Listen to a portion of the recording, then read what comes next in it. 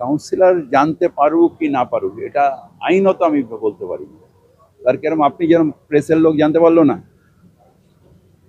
এই যে বাকি বলতে জানতে বললেন যে দুটো বিল্ডিং এখনো হেলি আছে। আজ থেকে অন্তত 6 মাস আগে আমরা খবর করেছিলাম, সেখানে পুরসভার লোকেরা গিয়েছিল। তারপর শুধুমাত্র একটা নোটিশ বোর্ড টাঙানো হয়েছে বিপজ্জনক, আর কোনো ব্যবস্থা যেহেতু ওখানে লোক থাকে, আমরা নোটিশ টাঙিয়ে লিগ্যাল প্রসেস না করলে অতগুলো লোককে আমরা এখন এমার্জেন্সি সিচুয়েশন আমরা ভ্যাকেট করে দিই। এই দুটো বিল্ডিং এই ভ্যাকেট করা হবে, ভ্যাকেট হয়ে গেছে, ভ্যাকেট হয়ে গেছে।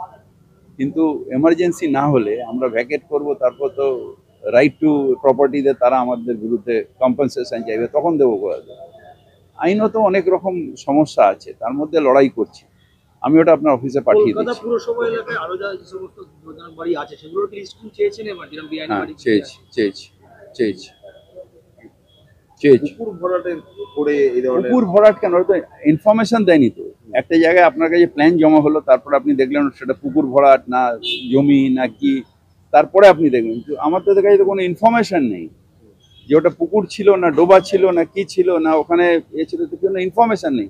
পুকুর ভরাট কেন? বেআই প্রথম কাজ হচ্ছে যে প্ল্যান ছাড়া বাড়ি করাটাই তো বেআইনি। প্ল্যানে আপনি জমা দেওয়ার পরে তো আমরা দেখতে সুযোগ হবে পুকুর হওয়ার। এবার আপনার গলির মধ্যে কোথায় আপনারা বিল্ডিং করছেন এটা আমরা জানবো কি করে? এসি তো উচিত হলো যে ঘুরে ঘুরে দেখা, যদি বিল্ডিং ইলিগাল হয় সাথে তাকে নোটিশ দেওয়া। অনেকেই এই প্রশ্ন তুলছেন যে এই প্রমোটারের সঙ্গে কাউন্সিলরের কোনো এগুলো দেখুন সবকিছু তুলতেই পারেন। কালকে আপনার চ্যানেলে এমন একজনের সাথে ইন্টারভিউ হলো যেটা নিয়ে আমি খুব লজ্জিত। সুতরাং এই তো যে কেউ তুলতে পারে। আপনি কি দায় এড়াতে পারেন? পুরোটা নিশ্চয়ই আইনত এড়াতে পারেন, আইনত এড়াতে পারেন। তার কারণ চেতলাতে ধরুন আমি কাউন্সিলর, কোথায় কি হচ্ছে আমার জানা সম্ভব না। চেতলায় বেআইনি হয় না আলাদা কথা, কিন্তু কোথায় কি হওয়া সম্ভব না। আর ওইখানটা একটা অনেক দিন ধরে এই প্রবণতা চলছে। কিছু জায়গা হয় না সামাজিকভাবে অ্যাকসেপ্টেড হয়ে যায়, আমাদের এলাকাগুলো সামাজিকভাবে ইলিগ্যালিটি অ্যাকসেপ্ট হয় না, কিন্তু অনেক জায়গায় যে সামাজিকভাবে অ্যাকসেপ্ট হয়ে যায় তাদের এও দেয় না, কি বলে ইনফরমেশনও দেয় না। যেরকম কনসাস লোক আমাদের চেতলা বা এইসব অঞ্চলে মানুষ কনসাস, যেই বাড়ির পাশে একটা হচ্ছে যদি ইলিগাল কাউন্সিলরের দরকার না, মানুষই ইনফরমেশন দিবে। ওখানকার লোকেরা বলছে পুরসভায় জানিয়েছিলেন একাধিকবার। কোথায় জানিয়েছি? জানালে তো আমি টক টু মিয়ারে সারা সপ্তাহে বসছি, মানে সপ্তাহে একদিন করে বসি, জানালে তো আমি জানতে পারতাম।